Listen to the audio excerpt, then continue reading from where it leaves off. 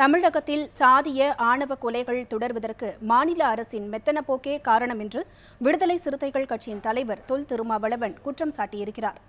சென்னையில் நியூஸ் 7 தமிழுக்கு பேட்டியளித்த அவர், உடுமலைப்பேட்டை சம்பவத்தில் ஈடுபட்டவர்களை கைது செய்து கடுமையாக தண்டிக்க வேண்டும் என்றும், உயிரிழந்த சங்கரின் குடும்பத்தினருக்கு உரிய இழப்பீடு வழங்க வேண்டும் எனவும் வேண்டுகோள் விடுத்தார்.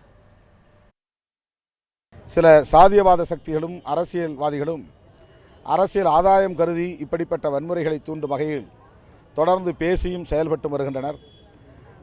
அத்தகைய பேச்சும் செயலும் கூட இந்த படுகொலைகளுக்கு காரணமாக இருக்கிறது. இளவரசன் கொல்லப்பட்ட பிறகு கோகுல்ராஜ் கொல்லப்பட்டான். இப்போது சங்கர் கொல்லப்பட்டிருக்கிறான். தென் மாவட்டங்களில் இது நூற்றுக்கணக்கிலே நிகழ்ந்து கொண்டிருக்கிறது. எனவே தமிழக அரசுதான் இதற்கு பொறுப்பேற்க வேண்டும்.